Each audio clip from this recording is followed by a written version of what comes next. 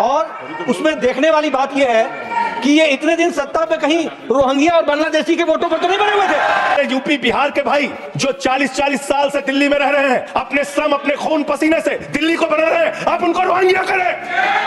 हिम्मत कैसे हुई आपकी? हिम्मत कैसे हुई आपकी?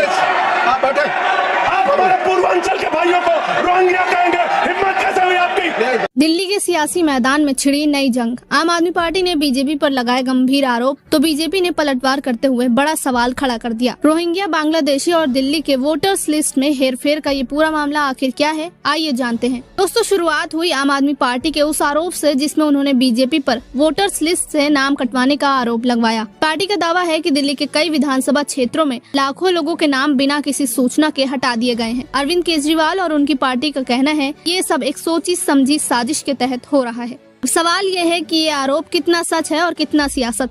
लेकिन जब ये मामला राज्यसभा में उठा तो बहस ने बेहद उग्र रूप ले लिया।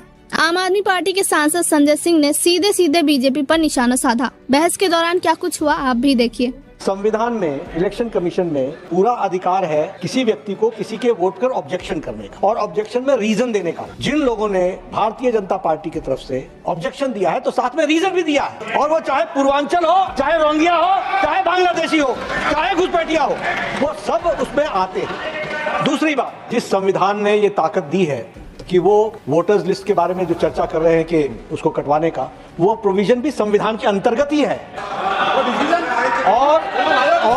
और उसमें देखने वाली बात यह है कि ये इतने दिन सत्ता पे कहीं रोहिंग्या और बांग्लादेशी के वोटों पर तो नहीं बने हुए थे। इन्होंने कहा कहीं ऐसा तो नहीं जिनके नाम काटे जा रहे हैं वो रोहिंग्या हैं। हमारे उत्तर प्रदेश के भाई, हमारे पूर्वांचल के भाई, हमारे यूपी बिहार के भाई जो 40-40 साल से दिल्ली में रह रहे हैं, अपने श्रम अपने खून पसीने से दिल्ली को बना रहे हैं, आप उनको रोहिंग्या करें। आप उनको रोहिंग्या करें। हिम्मत कैसे हुई आपकी? हिम्मत कैसे हुई आपकी?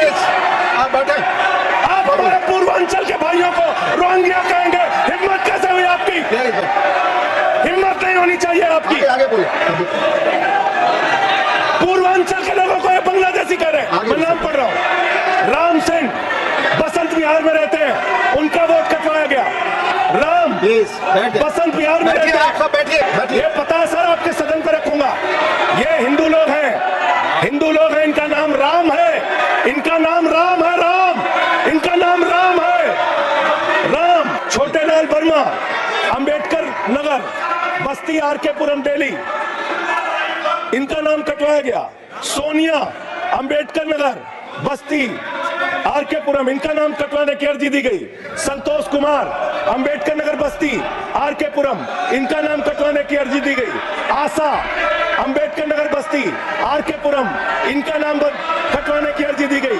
गीता, हरकेश, सुशील कुमार, नरेंद्र, सुमन, ये सारे नाम लेके आया हूँ।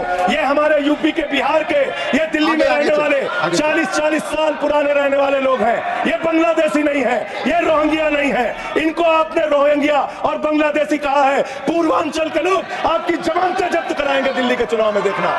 जैसा कि आपने देखा, बीजेपी का दावा है कि वो केवल फर्जी वोटर्स को हटवा रही है। उनका कहना है कि आम आदमी पार्टी खुद अपनी साजिशों में उलझी हुई है।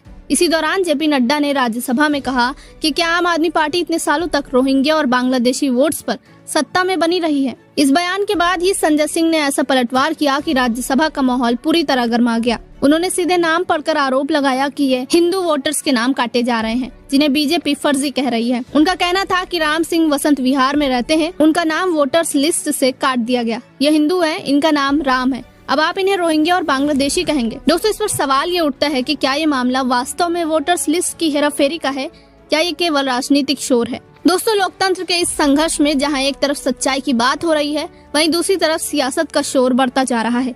लेकिन इस सबके बीच दिल्ली की जनता की आवाज कहाँ है? इस पूरे मामले पर आप क्या कुछ सोचते हैं? अपनी राय हमें कमेंट बॉक्स में जरूर बताएं। वीडियो पसंद आए तो वीडियो को लाइक करें और ऐसे ही इंटरेस्टिंग वीडियोस के लिए हमारे चैनल को तुरंत सब्सक्राइब करें।